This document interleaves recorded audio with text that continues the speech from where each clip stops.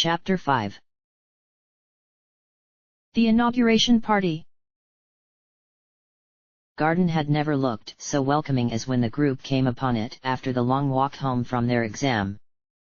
Though the roads were guarded and they hadn't needed to fight on the trip, the long day was still wearing on them. Squall had been fighting nearly constantly since yesterday when his training session with Cypher first began. Sure, he was seed trained, but a body had its limits. The gates were open, beckoning them forward. Squall could hear his bed calling sweetly for him. He doubted he would be able to seek it anytime soon. It was already almost sundown, which meant exam results were going to be announced soon. Zell stretched widely as they approached the front steps. He let out a long, wordless sound of relief to feel his tired muscles pull tight. He relaxed with a groan that wasn't quite of pain or pleasure. Finally made it back. Seriously, a tired Selfie agreed, rotating her ankles. Zell grinned at them. Well, I guess we just wait for the test results. Till then, Selfie. See ya, Squall. He stuck his hands in his pockets. See ya. Selfie waved at back him, then smiled at Squall before walking towards the steps. The two of them walked into the garden, leaving Squall behind.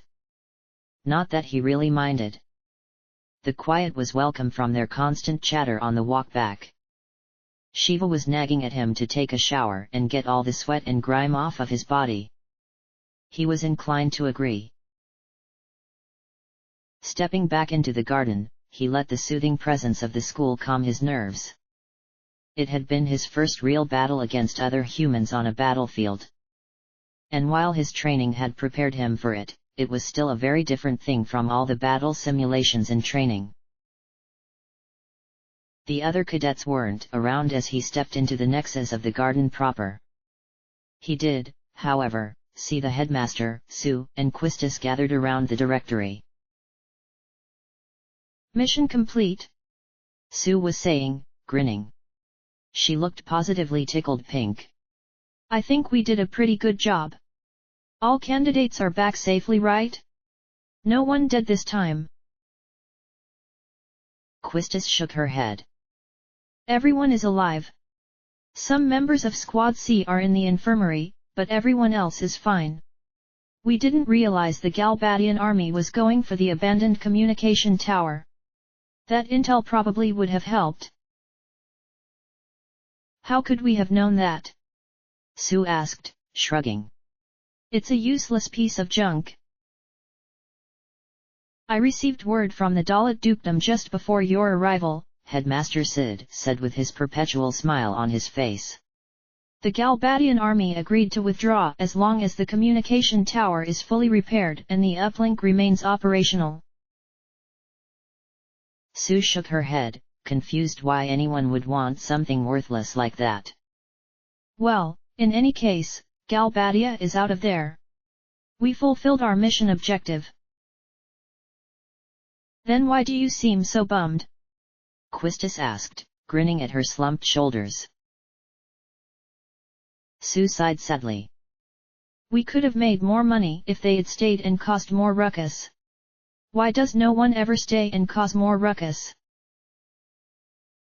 Quistis and Headmaster Sid were laughing at her as Squall passed by on the way to his dorm. He didn't really care about the tower. It wasn't his business now that the mission was over. As he was coming around past the library towards the dorms, he saw Cypher leaning against the railing by a bench. His arms were crossed, a glower on his face. He looked up as Squall approached. Squall thought he looked rather like a kid that had his favorite toy taken away.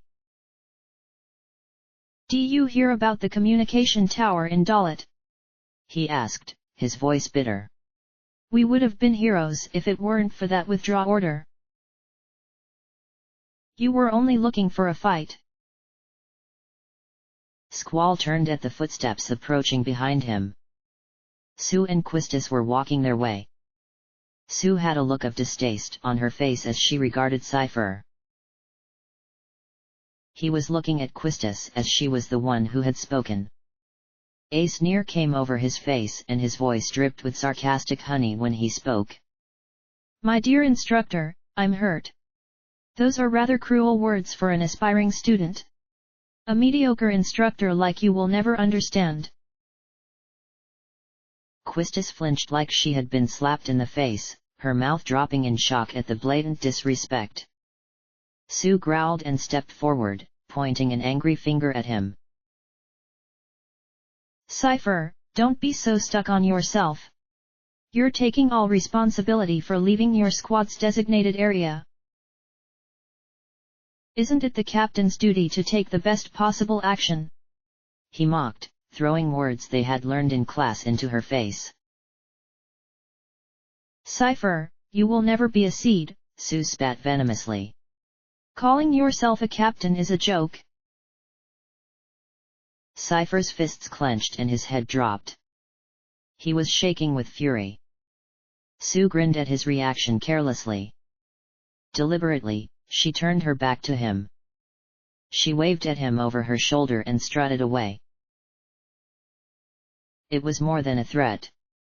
Sue was the ultimate determining factor in who made seed. She had just blacklisted Cypher from his goals. Squall looked between the two of them, surprised. He didn't think he would ever have seen someone snap like that at Cypher. Sue passed Headmaster Sid as he came in closer. His face was sad as he regarded Cypher's slumped form. He turned to Quistis and said something under his breath that Squall couldn't hear. Quistis bowed and turned to walk off, her face impassive. Headmaster Sid looked back to Cypher and sighed sadly. He was much calmer than Sue when he spoke, his voice full of sympathy. Cypher, you will be disciplined for your irresponsible behavior. You must follow orders exactly during combat. But I'm not entirely without sympathy for you. Headmaster Sid shook his head. He looked heartbroken. Squall's eyes moved from him to over Cypher's head where one of the garden clones/faculty was walking towards them. I don't want you all to become machines, Headmaster Sid insisted, his eyes moving to Squall this time, making him frown. What was that supposed to mean? What was he looking at him for? I want you all to be able to think and act for yourselves. You are all my chi. Headmaster Sid, the garden faculty cut him off without remorse. You have business in your office. Can't it wait? The results of the seat exam must be signed by you personally, Headmaster. Before sundown, if you please. The students are waiting. Headmaster Sid sighed, slumping a bit. He smiled at the boys before him. There are so many issues at hand here. Squall watched him leave with the garden clone before turning his eyes back to Cypher. His training partner was still slumped over. Squall couldn't tell if he was angry, sad, or what. It wasn't his business. Cypher wouldn't want his pity and Squall wasn't one to give it. With one last look at Cypher's form, Squall continued on to the dorms. Squall's shower wasn't as luxurious as he would have hoped. In his life, he took very few moments to relax and enjoy a moment. A shower, something he and Shiva both enjoyed, was one of those few times. Not today, however. He needed it to be quick on account of he didn't know when results would be read. The seat exam wasn't passed on a percentage scale. It was a simple pass/fail exam. It was just extremely easy to fail. If you managed to complete an exam without an overseer failing you, you made seed. Seed rank was then further determined by a point system that determined pay grade. Squall collapsed onto his bed back in his dorm trying not to think about it. His eyes were already closed, his mind quickly sinking into sleep. Maybe he could take a quick nap, when he heard the loudspeaker crackle to life. It sounded like a garden clone calling out robotically. All students who participated in today's field exam, report to the second floor hallway. I repeat, all students who took the field exam, report to the second floor hallway. The speaker crackled again as it was turned off and Squall's eyes opened. Well, he didn't get any sleep, but at least he got his shower. He pulled on one of his spare uniforms, the other was probably not suitable to wear any longer, before making his way up to the second story. Everyone from Squad A through D were gathered there in various stages of aggravation. All except Cypher. Instead, Fujin and Raijin had come to wait in his place. Squall wondered if they knew what had happened between Cypher and Sue. It wasn't his business. He saw Zell pacing along the floor. He spotted Selfie standing back, wringing her hands nervously by herself. Other people had gathered in groups to share the pressure together. No one was really speaking though. It was tense and silent. Squall stood in the hallway and faced the elevator calmly. It was already done, there was no point in being nervous about it now. That would change nothing. The garden faculty clone took his own sweet time coming down from the third floor offices. He walked over to the gathered students very calmly. As if he was deliberately testing the straining nerves of the cadets. In his hand was the list of passing candidates. It was no more than a tiny note card. It never needed to be long. He lifted it to his eyes and Squall felt everyone gathered draw in a breath. Selfie till mit. A scream of excitement rang out in the hallway. She pushed herself from the wall and ran down the hall towards the elevator. Squall had never seen anyone smile so wide. The faculty clone hadn't even lowered the list. As Selfie rushed past him, he read off again. Needlorth. One of the students waiting against the wall let out a sound like he was being strangled. He sort of melted to the floor. It took his friends helping him stand again before he could walk over to join Selfie by the elevator. Zell dinched. OHHH yeah HHH. The boisterous Zell literally jumped in the air in excitement. He sent a jubilant wave at the other students. See ya. He pranced over to the elevator and Squall watched him go. He was actually kind of baffled that Zell had made it. Maybe his combat skills were just that impressive. Squall Leonhardt. The sound of his own name pulled him from his thoughts and he felt an immediate rush of warmth in his chest that he quickly pushed back down. He had passed. Keeping his face calm, Squall stepped forward and followed the others without a remark. As he passed the garden clone, the man lowered the note card and looked out at the mass of gathered students that all had heartbroken faces. He didn't need to say his next words, they all understood what his movements meant. That is all. Dismissed. Squall heard the unmistakable sound of heartbreak behind him as he joined the others waiting at the elevator. Selfie and Zell were high-fiving again. Zell saw him coming and his face broke out in a wide grin. Hey! You made it! I knew you would! Congratulations, Squall! Selfie laughed delightedly. Congrats to us all! I can't believe I did it! I can't wait to tell everyone back at Trabia that I passed. Please maintain yourself with dignity, the garden clone told them, interrupting their celebration. You may rejoice later at the inauguration party where you are designated to, Ahem, lower your inhibitions. For now, follow me to the headmaster's office to receive your official results and seed rank. Selfie squirmed in excitement in the elevator. However, as they stood in line before the headmaster in his office, it was Zell that was twitching.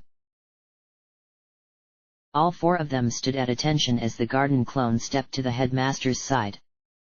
He gestured out with his robed hand towards them. These are the 4 students that passed today's exam. Headmaster Sid beamed at all of them. He looked genuinely overjoyed to behold them. First of all, let me say congratulations. You have succeeded in doing what few even try to attempt. You are all the absolute best at what you do. This accomplishment is not a small one and you should all be very proud of yourselves and the effort you have put forth. From now on, as a member of SEED, you will be dispatched to missions all over the world. I am honored to introduce you as SEED, VIII Garden's mercenary soldiers. SEED soldiers are combat specialists. But, the missions are just one aspect of SEED. When the time comes... Headmaster, the faculty clone cut him off coldly. It's almost time for your meeting. Please make this short. Headmaster Sid blinked, confused at his speech being derailed. The faculty member did not wait for him to continue. He stepped forward and finished the speech himself in short, clipped, monotone that seemed more at place in from Robot. SEED is a valuable asset to Garden. Its reputation is solely dependent upon each one of you. Handle your missions with care. Is that what you wanted to say, sir? Well.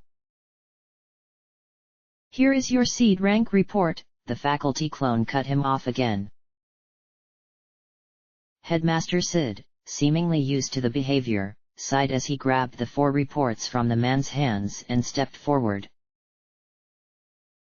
Selfie was first in the line. She was first to receive her report. Her face was glowing as she held it in her hands. Headmaster Sid leaned over and whispered to her. I'm looking forward to the garden festival, Selfie. He leaned back and smiled and surprise lit up her face.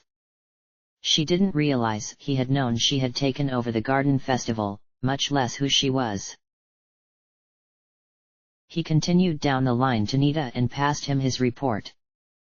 The young man looked stunned as he took hold of the paper. Headmaster Sid whispered to him as well. Do your best, Nita. Even if you don't stand out. Nita nodded once, happy to be so personally addressed.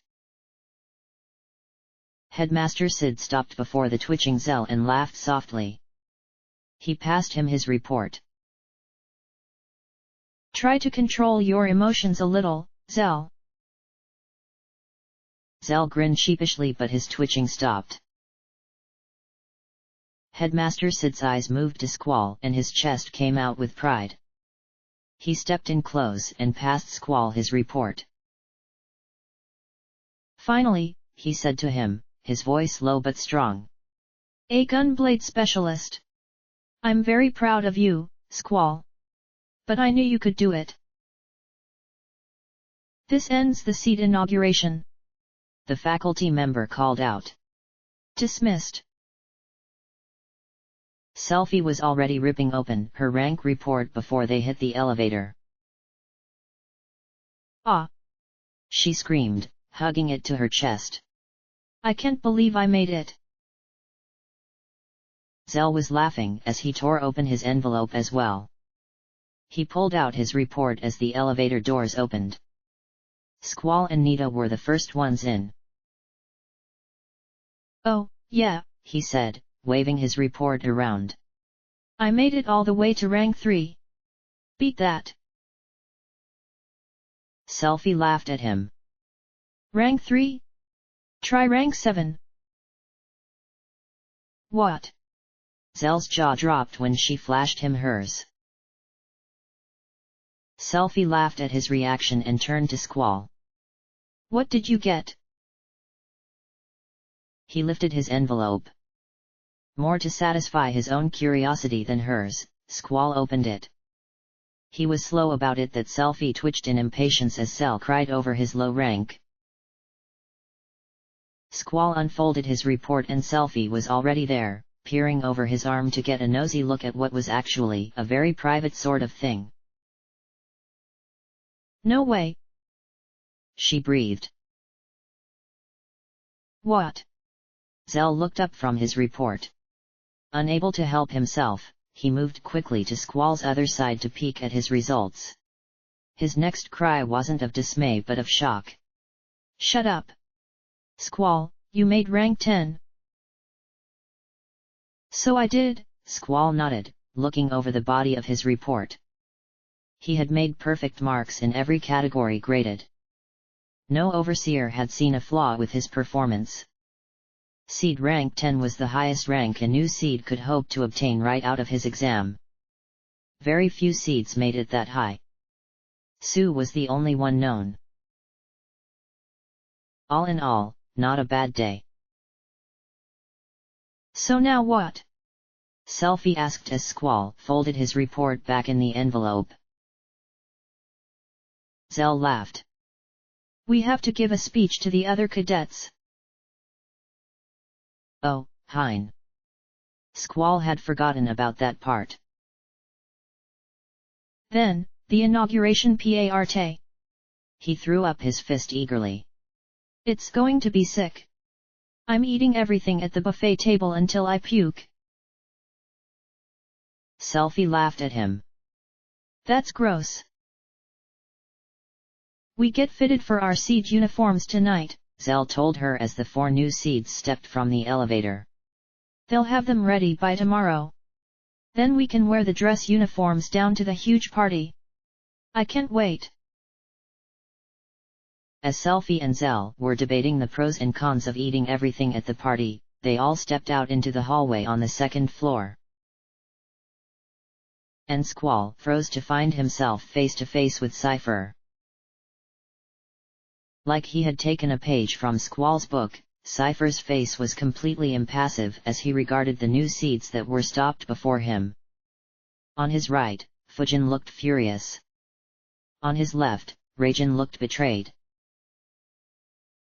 Cypher lifted his hands and started clapping.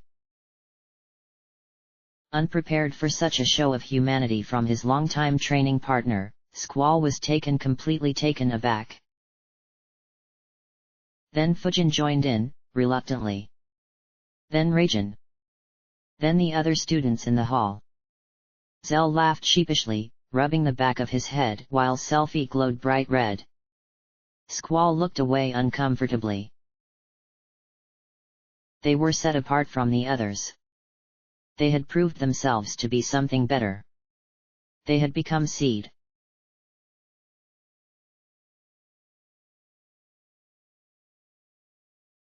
Squall hadn't slept so well in his life as he did that night. Getting fitted for his uniform was a quick process. They already had his measurements from his regular school uniform. It was just a matter of making sure the new, tailor-fit seed uniform fit properly. The entire garden was practically shut down as people prepared for the party. The cafeteria closed its doors early and served food in the hall as the large room was fitted with decorations. People were talking excitedly about what to wear and dates were picked rather quickly. It was the same thing that happened after every seed exam. Normally, of course, it wasn't done on so massive a scale. So usually the party was really for one person. Tonight, however, they were celebrating 4 new entrants into the seed ranks. The party had to likewise go up in pomp. It was all very blown out. Squall spent most of the next day with Dr. Katowaki letting her treat the wounds he had sustained while at Dalit. His cure spells prevented scarring but healed slowly. Her much more powerful healing magic had him back in top form. He also slept a lot. Ate enough to kill a chocobo. Then he did some light training in the training center just for the workout.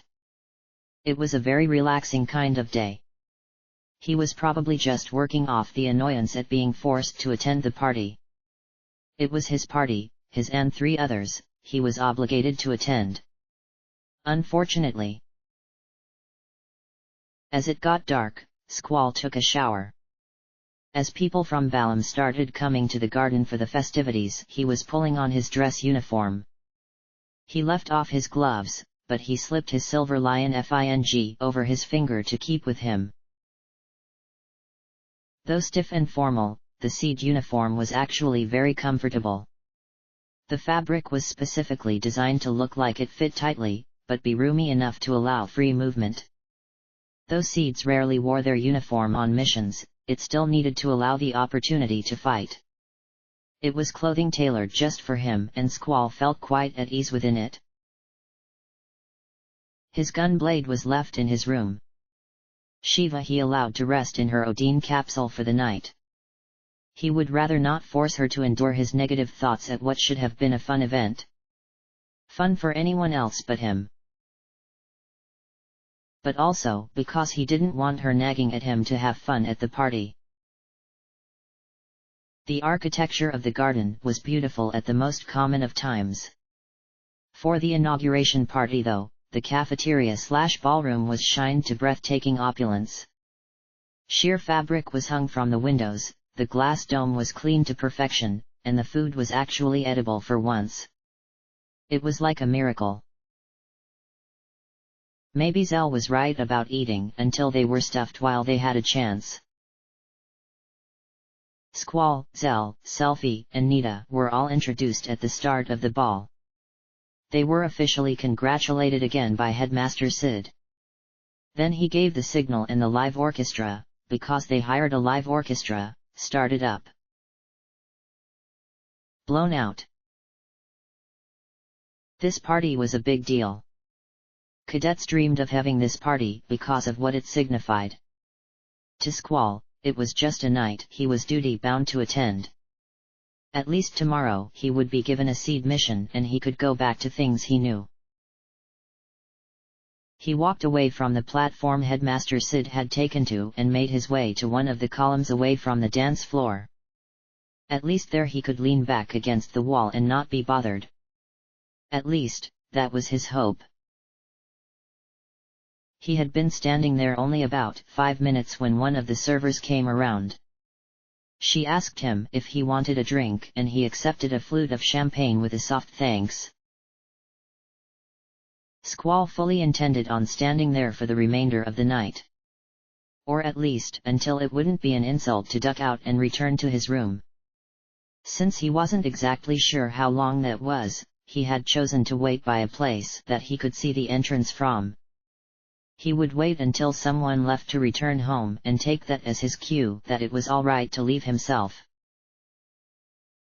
Yo! Squall's eyes moved away from the door to see Zell jogging up to him. In his siege uniform, he almost looked like a professional. Almost. That tattoo really detracted from the effect. "'S up, Squall," Zell grinned at him. He had never looked so smug and self-satisfied. "I guess we're both seeds now, hey? Put it there, man." Zell held out his hand for Squall to shake it expectantly. Squall took a sip of champagne and said nothing. Maybe if he said nothing, Zell would go away. The blonde fighter laughed. "Ha, even as a seed, you're still the same. Well, that's typical of you. I might even be disappointed if you weren't. I guess I'll just leave you to your musing then. See you later, Squall." Surprised, but pleased he had picked up on it, Squall let out a breath of relief as Zell started walking away. He didn't get far before Squall heard Selfie call for him. "Oh, hey, Zell. You look good." "Thanks. You too. Congrats." "Hee hee, thanks." "Oh, hey, you want to join the Garden Festival Committee? Sorry. Zell cut her off quickly. I just remembered something I hate to, gotta go. See ya. Selfie recognized someone trying to get away from her when she saw it. That didn't discourage her. Headmaster Sid had encouraged her just yesterday about this. She wasn't going to let a little negativity stop her. She was going to hold this festival come hell or high water. Squall! She cried out his name in excitement and ran towards him. Hi! Looking good, Squall. She knew that he had just heard her try that exact tactic with Zell, right? Wanna join the Garden Festival Committee? She asked sweetly. You can help out whenever you have time. Please. Squall had to admit, he was a bit impressed with her. The last person in charge of the garden festival had not worked nearly so hard on it as she was. In that manner, he was almost tempted to say he would help out if she needed him. But he didn't want to deal with any of it. It was an aggravation. He made the mental compromise that he wouldn't join, but if she asked him for specific things, he would help out. Once again, he said nothing. He took a drink of champagne. It was a clear no. Selfie was no more discouraged by his response than Zell's. Her eyes moved over and she caught sight of the next victim of her crusade. Excuse me. You, right there. Finally. Now maybe people would leave him alone. Squall's eyes moved up to the dome glass roof overhead. He could see the moon from this angle. Its bright golden glow lit up the sky, mesmerizing him. He let out a long breath. All right, this wasn't so bad. The music was nice. The people around him were enjoying themselves. He was still kind of tired, but this wasn't so horrible. His gray eyes stared past the moon to the stars. A bright streak of gold flashed across the sky. Squall's gaze automatically followed the falling star across the glass dome. The star landed, like it was a pointing arrow, right over the head of a girl standing in the center of the dance floor by herself. What was she doing there? The creamy color of her dress seemed to glow in the soft light around them. Her hair had fallen back away from her face as she looked up, admiring the same moon he had just been looking at. The golden highlights in her long bangs framing her face shined as she moved. Sensing someone looking at her, her face turned over to spot Squall staring at her. Her face broke out into a smile like they might be sharing a secret. She was rather pretty. As he watched, she lifted her hand and held up a finger. Squall's head tilted, confused at what that was supposed to mean.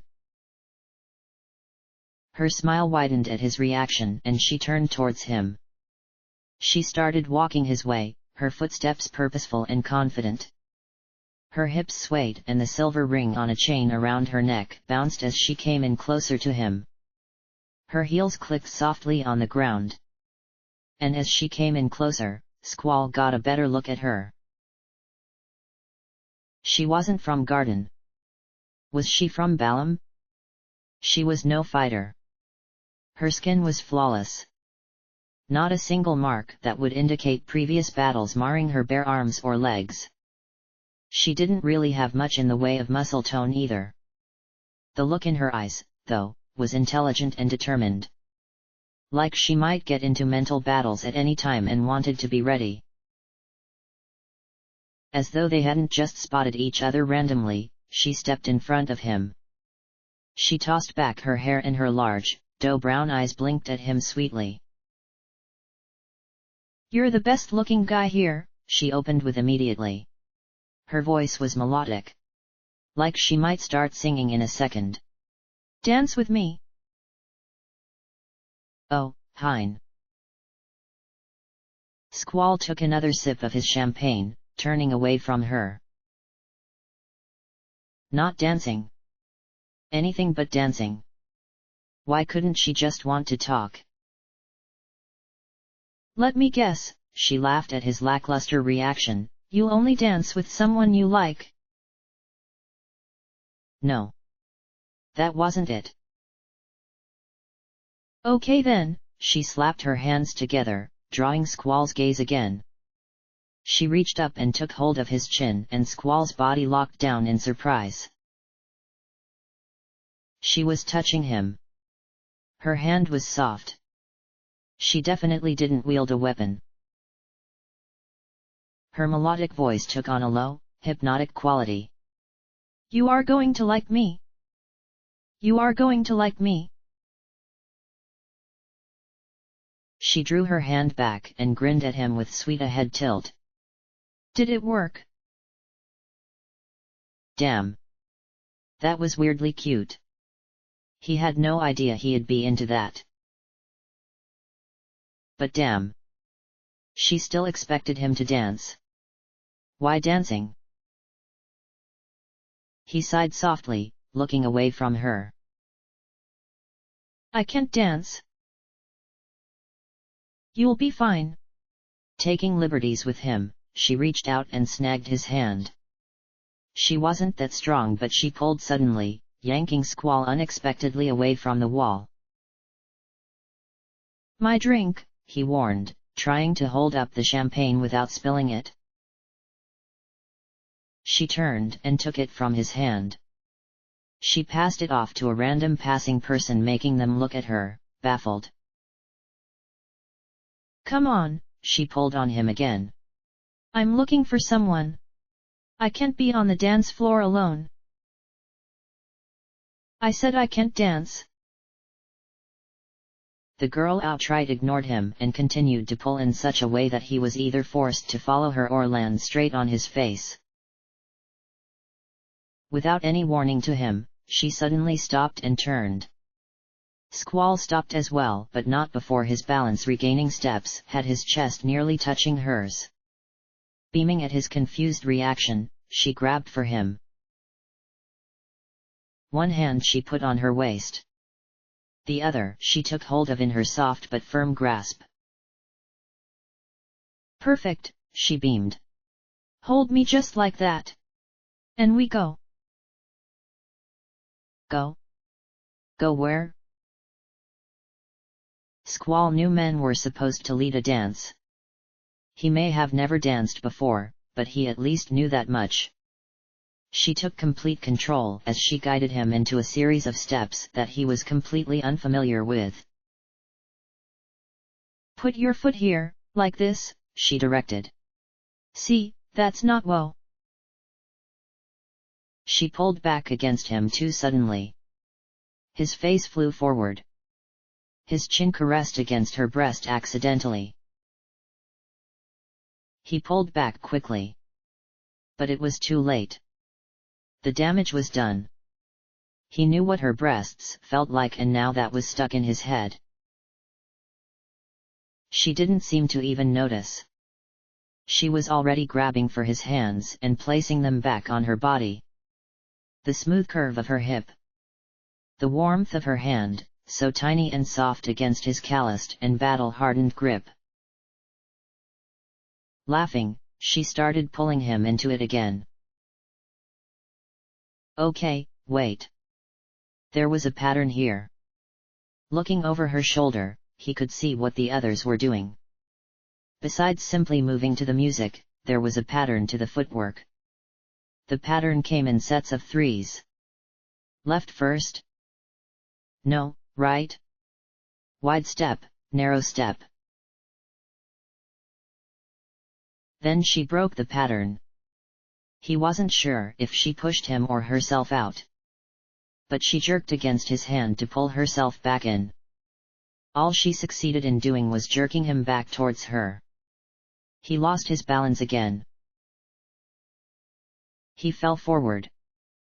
There was no other way to say it. He face planted on top of her breasts.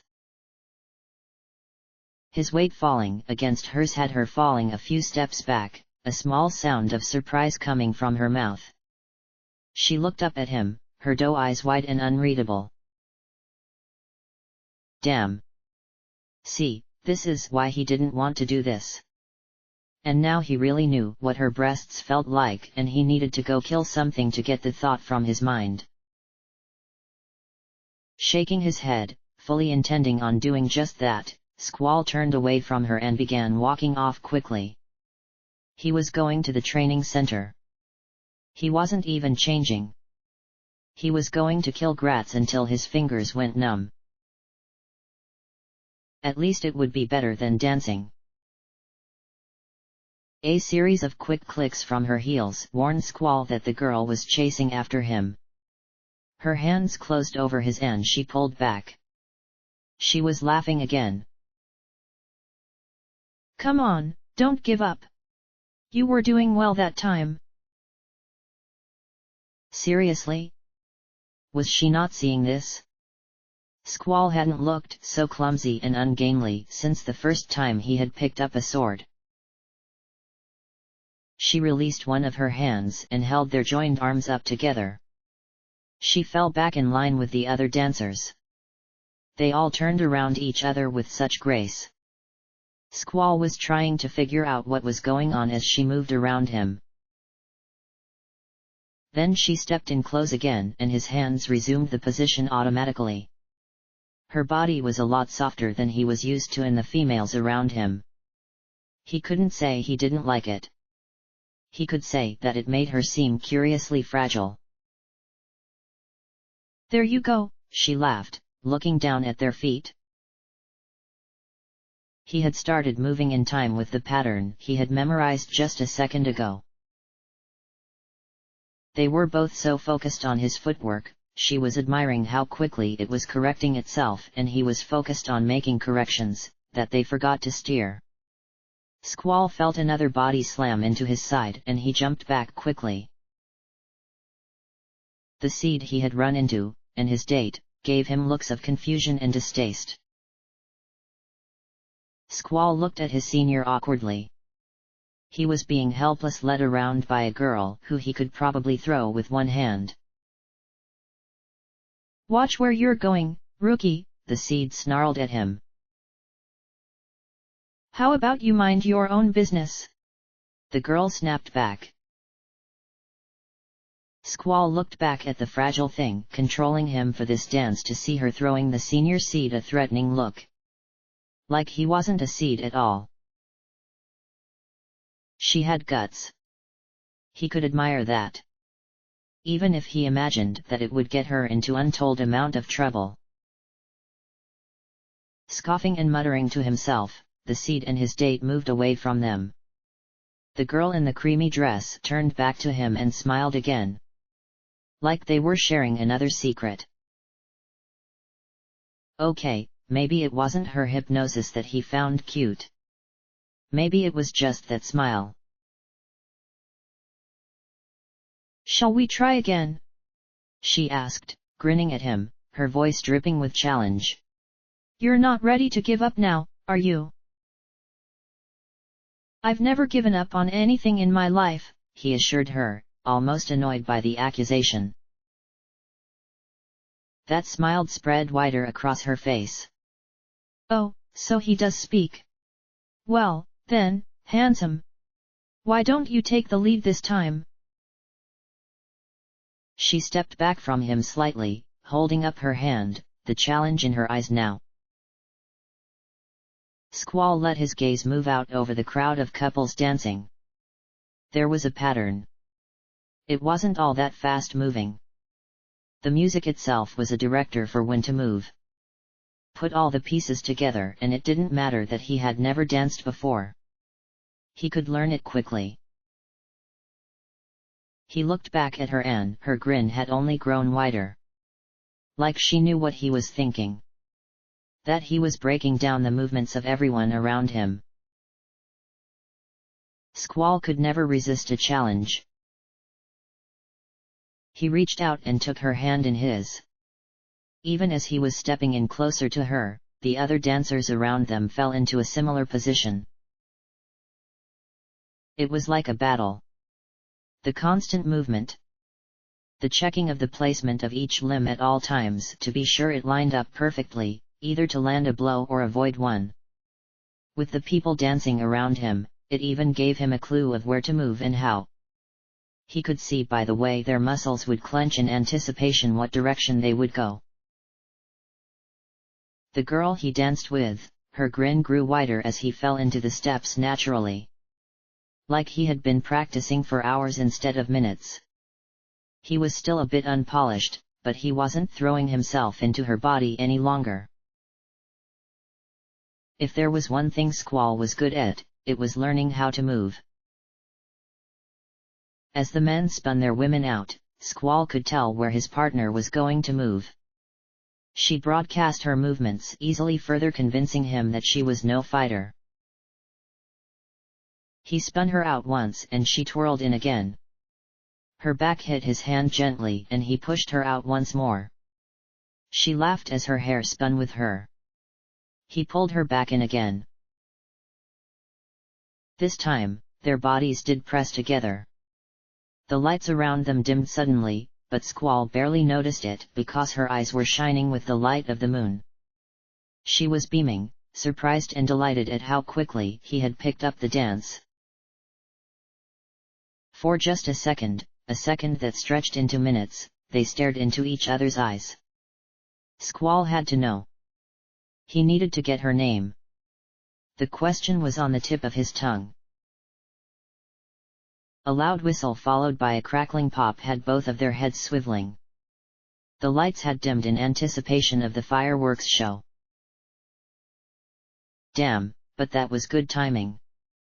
Squall actually found himself grinning as he looked up at the explosion of lights going on above their heads. He didn't notice that she wasn't staring at the fireworks. She was looking at him. Watching the expression on his face with a gentle smile. Like she knew that him grinning was a rare thing and she wanted to witness it. Her eyes slid past him and over his shoulder. A great smile broke out on her face. The movement caught Squall's attention and he looked away from the fireworks. Laughing, like she was caught up in a joke, she pulled herself free of his grasp. She held up her hands, winking at him, before she walked right past him. She didn't even look back. Squall knew because he watched until she disappeared into a crowd. She walked right out of his life just as quickly as she had walked into it. And he hadn't even gotten her name.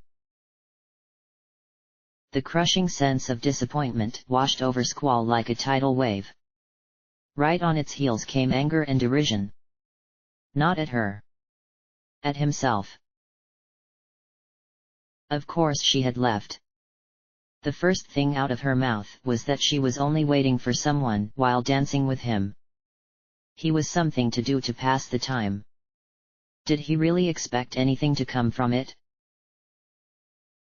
He turned away from where she had left and himself walked away. She had walked off towards the door though. Unless he wanted to risk passing her, he had to go the opposite direction. That led to the open doors out on one of the 3 balconies of the ballroom. Even as he was berating himself for being a fool, he was still disappointed. Though he couldn't imagine why. It's not like he could expect her to stay. No one ever stayed. Eventually, everyone left. She just left sooner than most. If nothing else, it was a good reminder of why he chose to stay alone. A set of footsteps, fast-paced but short stride, came up behind him. He knew Quistis's walk so well. He desperately didn't want to talk to her right now. Squall so rarely got what he wanted. You really are an excellent student, she admired quietly in the still night. You finished that dance perfectly. Silence. Just go away, he thought. He didn't want to deal with her. He wanted to be alone. Really, was that such an impossible thing to ask for? She stayed behind him, leaving him no choice but to respond. Thank you. More silence. She was still standing there.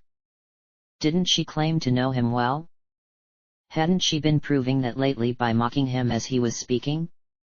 How could she not tell that he wasn't exactly inviting people to come talk to him tonight?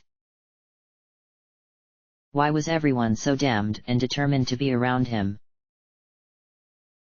Letting out a soft, frustrated sigh, he spoke again. His voice was clipped and he couldn't keep the irritation from showing. Yes. Quistis frowned at his tone and the implication behind it. Oh, so you'll dance with someone you don't even know, but you can't stand being around me. Damn. He should have just left it alone. Whatever. You're an instructor, I'm your student. It's kind of awkward when you stare at me and don't say anything. His words were filled with meaning. Trying to tell her that just because he hadn't said anything before didn't mean he hadn't noticed all the time she had been staring lately. It flew right over her head. I suppose that's true, she nodded, looking up at the sky with her arms crossed over her belly. Though I guess that won't be a problem anymore. Why? Because he was VIII? Well, that did mean he wasn't required to attend classes anymore. He still needed to apply for graduation though. Making VIII and graduation were two different things. VIIIs could automatically graduate since they attained VIII. He still needed to apply for it though. Just another pain to add to his list of things to do. I've come to give you an order, Quistis said when he remained silent. You and I are to go to the secret lookout in the training center. Squall frowned. You don't mean the place where students meet up after curfew, do you? Yes. That's the one. Squall resisted the urge to roll his eyes. That was the premier location for students to meet up for some illicit PDA. Being inside the training center, no garden faculty clones would go there and so no one would be able to order them to stop. And since the training center was always open, anyone could go there at any time, except the underclassmen, of course. He really rather hoped Quistis was not implying what he was afraid she was. He was in no mood to put up with it tonight. Not with his mind filled with a raven-haired girl with a secret tucked in her smile and who had breasts like pillows. And now he was thinking about them again. Maybe a couple rounds in the training center would be good for him after all. Still, with Quistis? What do you want to do there? He asked gruffly. Are we going to tell everyone they're violating curfew? Forget it. Leave that for the disciplinary committee. Quistis didn't take his hint. She started laughing like he told a joke. Not for the first time, Squall wondered why people always laughed when he wasn't joking but never when he was. One of the reasons he didn't attempt to joke with people often. Go get changed, Quistis told him, still laughing. It was undeniably her instructor voice though. Then meet me in front of the training center. This is my last order as your instructor. Technically, her hold over him as an instructor ended when he passed the VIII exam. And her seniority as a VIII only gave her authority in mission situations, not in garden. However, it was an excuse to get out of the ballroom and away from the chance of running into the girl with soft hips and breasts and that cute smile on those pink lips just begging to be. Yeah, he was leaving. Training center, cold shower. Maybe he could even get Shiva to wrap him in ice to calm him down. Hein, maybe Cypher was right. Maybe he was just reaching puberty. Squall's eyes scanned the ballroom carefully for the creamy dress girl as he walked through. He didn't spot her, thankfully. And once he left the ballroom and was safely back in the garden nexus, he let out a breath of relief that he wouldn't run into her again. It felt good to get out of his uniform, no matter how tailor-fit, and into his casual clothes. He felt more himself, more steady, wrapped in his familiar black leather. It felt good to cover his hands in his gloves, to put his necklace and ring back on. It felt even better when he broke open her Odin capsule. Shiva latched eagerly onto his brain and a cool wind caressed his cheek in greeting. "Ready for some late-night frustration treatments?" he asked, lifting his revolver out of its case and running his gloved hand gently along the gleaming silver body. He mumbled, feeling it over again. Damn. The spider bot had done a number on it. There were scratches on the blade now. He supposed he was going to have it repaired. Maybe it was even time to upgrade it. Well, he wasn't going to do that tonight. The scratches were only cosmetic, nothing that would compromise the strength of the sword. He grabbed a case of ammo and attached it to his belt and walked out. He was trying not to think about what Quistis could want to talk with him about in the training center. The laughter and music of the party echoed dully through the garden nexus as he made his way over towards the training center. Garden faculty clones watched him from under their hats, or maybe not, maybe they were in standby mode unless someone tried to pass them to closed areas, as he made his way across. Squall looked back towards the cafeteria only once as he was approaching the entrance to the training center. He couldn't see anyone from here, not that he really expected to. He was never going to see that smile again. He needed to get over it. Smacking himself mentally, Squall put more purpose in his steps. Quistis was leaning against the wall when he approached. She had retrieved her own weapon while he was gone. Her mouth upturned just a bit into a ghost of a smile as he approached. "Squall, I was just thinking. You fought the T-Rexor before, right?" "Not with only 2 people," he said, securing his blade at his hip. She nodded. "You have any sleep spells?" "I stocked up on a few. T-Rexors are strong, but they're extremely susceptible to sleep spells. I have a few myself. If we cast sleep on it before we attack, it will be rendered helpless. Not exactly a fair fight, I'll admit, but it's quite a strong monster and I've never fought it with only 2 either." Someone had gone to a great amount of trouble to make sure the monsters in the training center were as comfortable here as they would be in their own natural habitats. Besides the enormous metal gates segregating them from the garden proper, it was a jungle out there. The dirt path wasn't paved, the plants were allowed to grow over everything, and there were marks of past battles all over the place. It was as close to the wilds as a person could get indoors. The predominant life form in the training center were the ugly plant monster grats. They were one of the few that could survive in an environment beside a T-Rexor because their predominant form of attack was to release sleeping spores, taking advantage of the T-Rexor's weakness. They were practically cannon fodder for Squall at this point.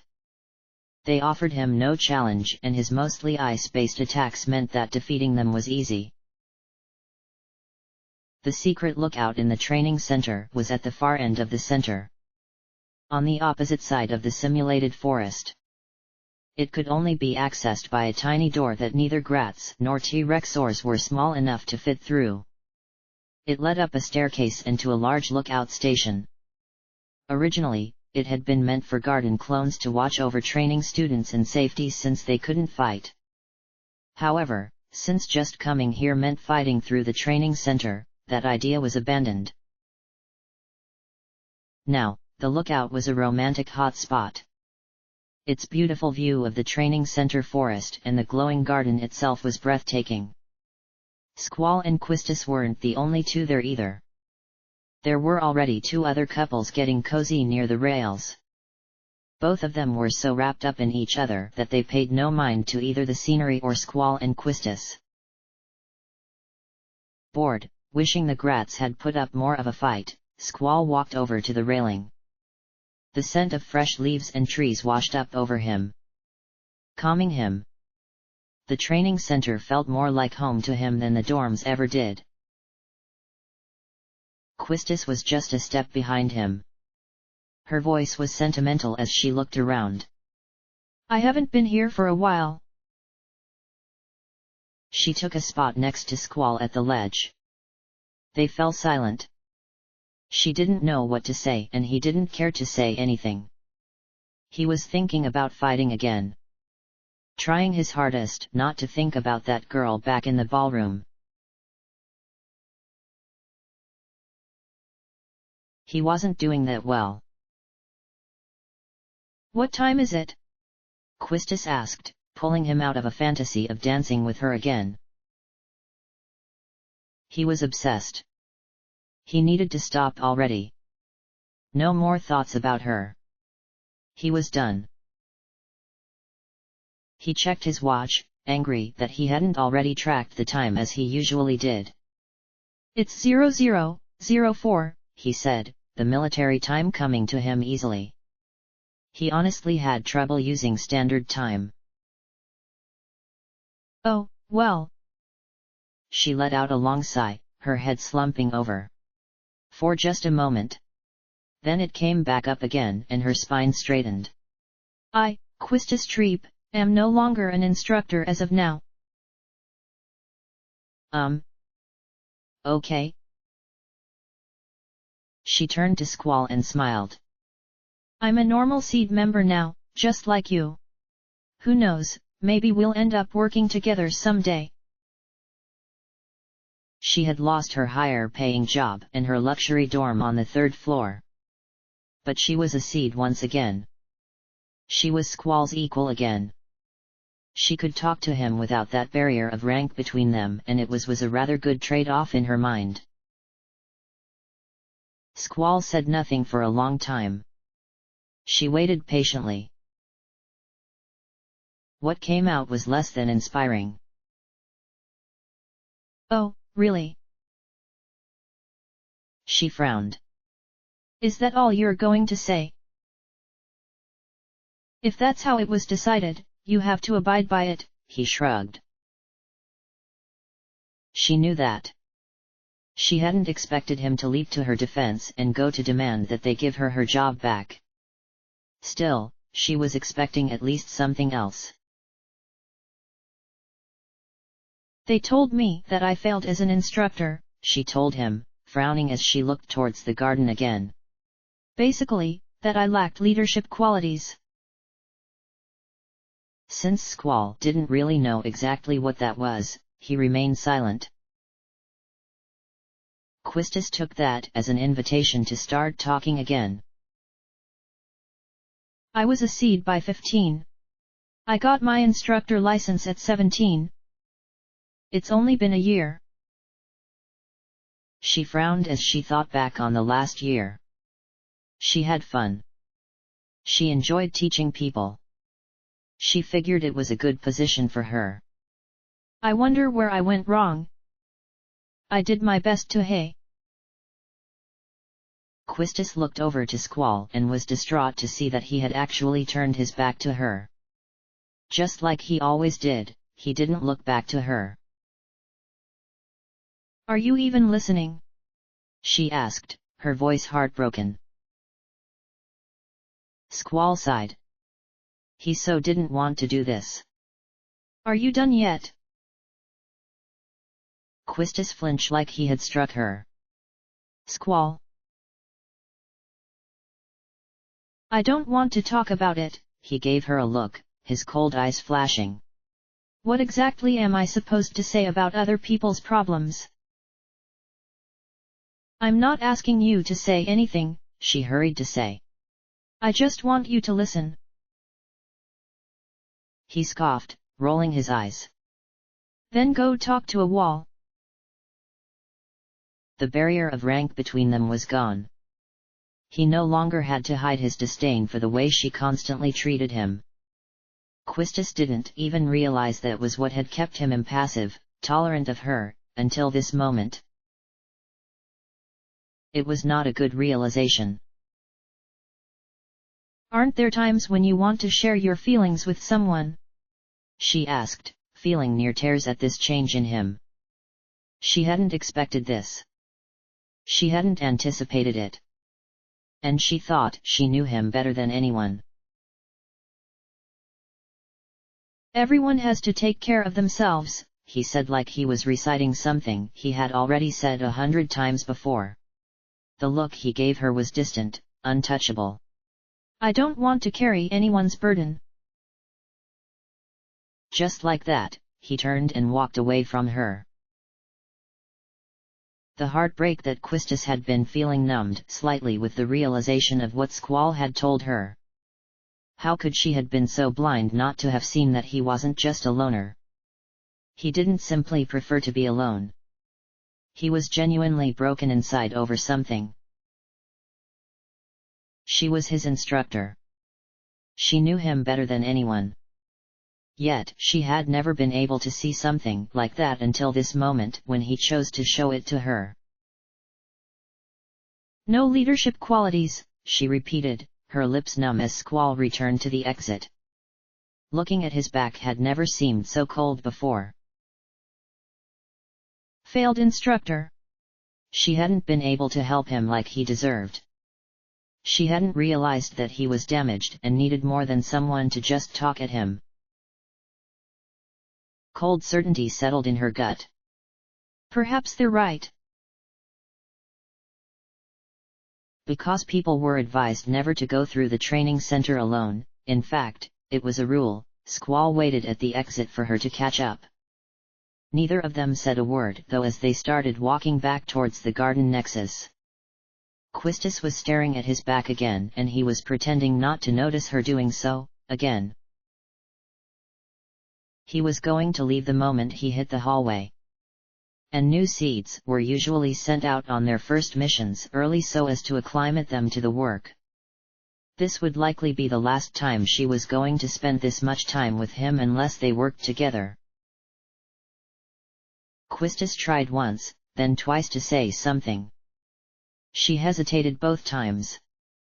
If Squall noticed her attempts, he made no sign of it. Taking a fortifying breath, Quistis told herself to just get it over with.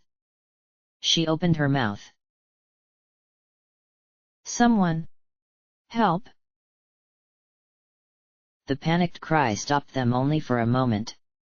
Their heads both moved towards the exit out of the training area where it had originated. After a year spent as an instructor, often leading students through this place herself, Quistis moved before Squall did. Come on, Squall! She urged, sprinting towards the exit. A high-pitched screeching told them that a monster had cornered someone. The buzzing of wings told Quistis which monster it was. It's a Granaldo! Quistis yelled, releasing her whip. Keep watch for its raldos. The wasp-type monster never traveled along. It tended to keep its larval form, the raldos, around and used their rock-hard shells as a weapon. They were rare to spot in the training center simply because there was an effort to kill them out when it became obvious that having a winged monster was not a wise idea. Monsters were so hard to exterminate though. Just like its ancestors had done, prompting the call for their extinction in the training center, this one had flown over the protective gates. It had gotten out and cornered someone that wasn't inside. Squall hesitated as he recognized the pixie girl from the infirmary. She was cowering from the Granaldo and its raldos in a corner between the door and the fence. Her chest was heaving as she tried to back up further.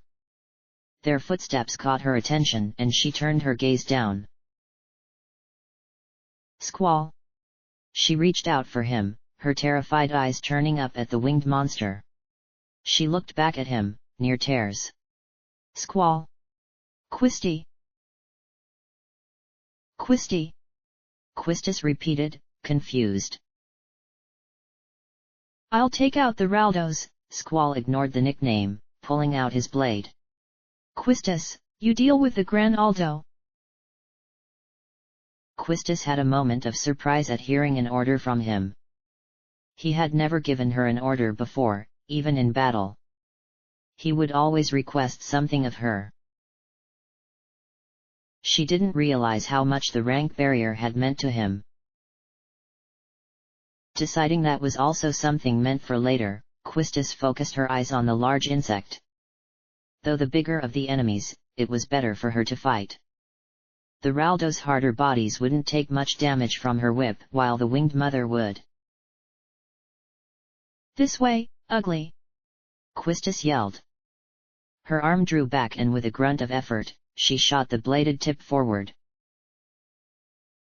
The insect was already turning at the sound. Quistis accounted for that in throwing her whip forward. It landed true, striking against one of the beast's forewings.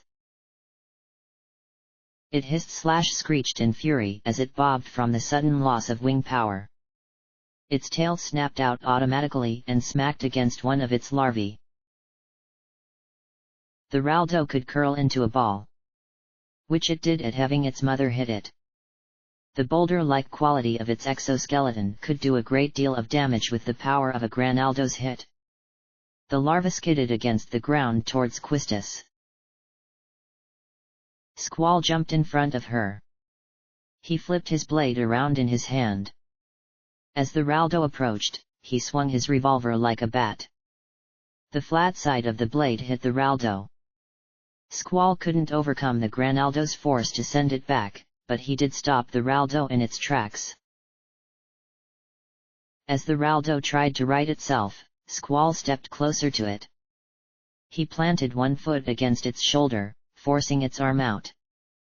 He slammed the revolver down through the thing's neck, slicing through the tender skin of its underbelly. He jerked it sideways, severing the spine. The Gran Aldo squealed in fury as the first of its 3 larvae went limp. Squall jerked his blade out and stepped back. That's what you get for throwing your children into battle, Squall told the buzzing mother. Quistis stepped up again, whipping her weapon around. She swung it out. The Gran Aldo buzzed backwards, avoiding a clear hit. The second Raldo, seeing what happened to its sibling, charged on its own. It wasn't hit forward by its mother, significantly reducing any power it could have. It raised its claws and jumped, intended to spear Squall as it came back down. Squall ducked underneath. He turned and pointed the revolver. The blast of his gun landed a bullet directly in the larvae's heart. Its momentum carried it forward. It crashed into a heap on the ground and Squall came up again, calm and untouched. Quistis tried again to hit at the Gran Aldo, but the wasp was done with her. It was concentrating its fury on the seed that had killed her offspring. The giant insect reared up, roaring its high-pitched squeal. It turned then and started to dive. Squall turned and ran towards one of the metal doors that closed the training center. Quistis stepped forward automatically to deal with the last remaining Raldo. Its mother and siblings gone, it didn't know how to react. It sliced out for Quistis, afraid. She dodged the attack easily. Her whip snapped out, encircling around the thing's neck. She jerked back, slicing the chains on the whip through the thing's skin. The force of the jerk snapped its neck as the chains cut its throat. It dropped with its siblings. Quistis turned to check on Squall. The insect was gaining on him fast. He was coming up on the door. There was no way that it would open in time for him to reach it, which he planned on. As he drew even with it, he dropped down to his belly. The enraged Granaldo's claws soared over his head. He heard a hollow thud as the insect plowed headfirst into the thick metal doors. Squall rolled away as its body dropped down. Stunned from the blow, trying to gather itself back together, it was weak for a moment. A moment was all Squall needed. Standing up, Squall brought up his revolver. With a cry, he sliced it down across the insect's neck, blasting his gun as he did so. The sword cut through most of the neck, the gun blast shattered the rest of it. The Granaldo stilled and its limbs went limp. Squall stepped back, breathing hard. Yeah. That was exactly what he needed. The rush of battle filled his veins, making him feel right again. Just what he wanted. The sound of running feet had him turning in time to see two men in white uniforms sprinting down the entrance hall towards them. No, towards the pixie girl laid out on the ground. Squall didn't recognize them or their white uniforms, but he definitely recognized the eyes and movements of a fighter. They slid to a stop before the tiny pixie girl. One reached down and gently helped her to her feet. The other was scanning her critically for any wounds. "It is not safe here," the one helping her up said, his voice firm. Much in the same way that a mother would chastise her errant child. "Please, let's go." The pixie girl looked up at Squall. There was deep emotions in them, just like when she had regarded him in the infirmary. He still wasn't comfortable and he shifted under that gaze. She turned and nodded to the man holding her up. "All right." The pixie let them lead her away, but she still turned back to Squall one more time. Like she couldn't get enough of looking at him. What was with her? Quistis frowned at her back. "Who was that?" Squall shrugged. If Quistis didn't know, it was likely then that no one did around here. He might never find out. Which was fine with him. He didn't like the way she looked at him. It made him uncomfortable in ways he would rather not think about. They were out of the training center now though. Squall didn't have to stay with Quistis any longer.